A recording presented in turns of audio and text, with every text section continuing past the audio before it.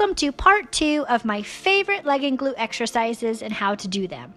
I will try not to sound like a flight attendant during this whole video, but I can't make any promises because I can already tell I already sound like one. So let's jump right into the exercises, starting with the curtsy lunge. These are also called reverse diagonal lunges. Standing with your feet shoulder width apart, take a step sideways with your right foot. Then bring your left leg behind your right leg while bending at the knee. When you're in the bottom of the movement, both your front knee and your back knee should be in a 90-degree angle and your torso should be facing forward. Make sure to keep your front knee and toe facing forward and in line with one another.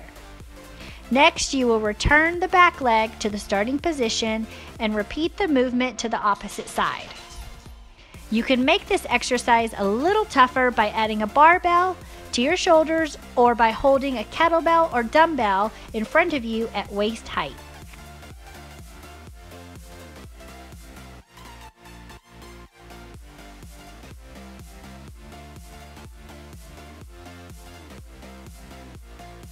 The next exercise is called a straight leg deadlift or a stiff leg deadlift.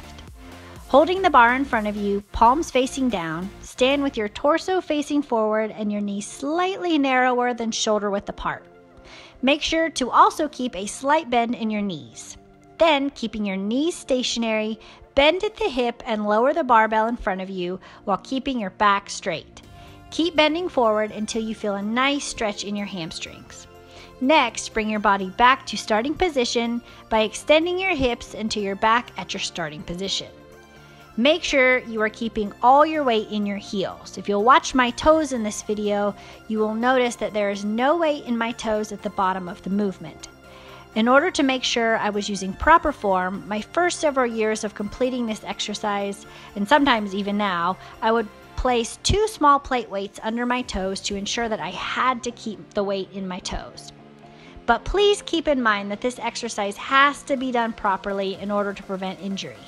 Rounding your back or jerking the weight can cause back injuries.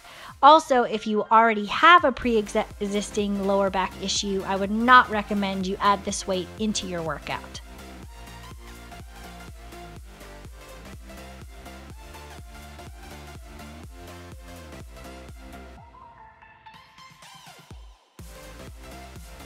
Next, we have hip thrusts. There are many ways to do hip thrusts. With the barbell, on the Smith machine, or as shown here, on the leg extension machine. It's kind of a hassle to get in and out of the machine, but I personally think this is the most comfortable way to do hip thrusts. Not only is it easier to increase and decrease the weight I'm using, but I find I really bruise easy when I use the barbell or the Smith machine, so the extra padding on the leg extension really helps. To begin this exercise, sit between the bench and the leg padding. With the leg padding resting on your hips, lean back against the bench so your shoulder blades are resting on the seat. Begin the movement by driving through your heels and extending your hips up through the weight. Pause for a count of 2 at the top of the exercise and make sure to feel the contraction in your glutes. Your weight should be supported by your shoulder blades and your feet. Extend as far as possible and then slowly come back down to your starting position. As you can see in this video, I am keeping all of the weight in my heels to the point that my toes are actually coming off the ground when I return back to my starting position.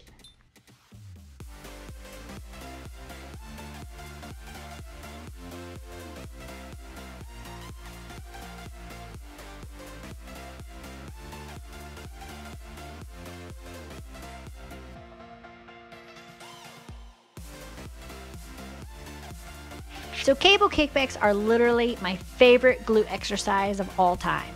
Now this is an exercise where less is definitely more.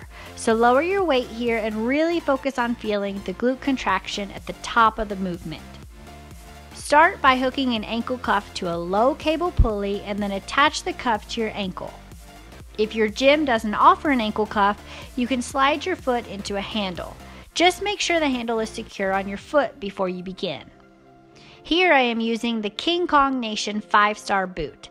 They are about $30 on their website and worth every penny. Face the weight stack and grab the steel frame for balance. keep a slight bend in your knee and hips. Keeping your core tight, contract your glutes to kick your leg back as high as it will comfortably go. When you first start incorporating this exercise into your workout, pause for just a second at the top of the movement to make sure you are really feeling the contraction in your glutes.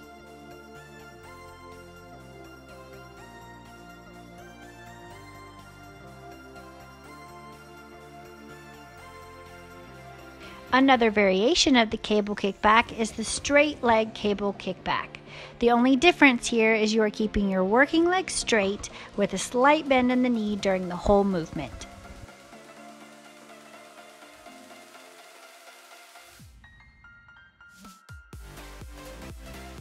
Next, we have the constant tension glute ham with bands, and the name says it all. During all of your reps, you will feel constant tension in your glute ham tie-in. So first, I want to say if you have any neck issue at all, do not use the band.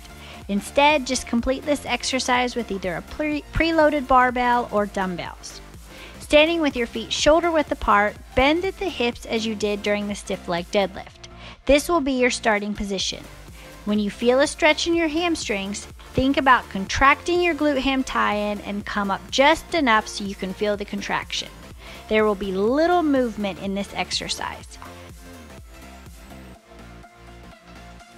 Last, we have reversed hyperextensions. Lying on top of the pad, my hips are hanging off the end and I am grasping the handles to keep myself stable. To begin the movement, I am contracting my glutes by kicking my legs back and then letting them slowly return back to their starting position. You can make this exercise harder by adding ankle weights or using a machine that has foot pads that allow you to load weight.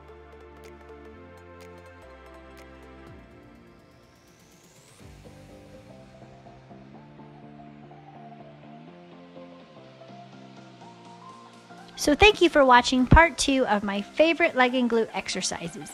If you enjoyed this video, please make sure to give it a thumbs up and let me know in the comment section what you'd like me to cover next, such as shoulders, arms, back, etc.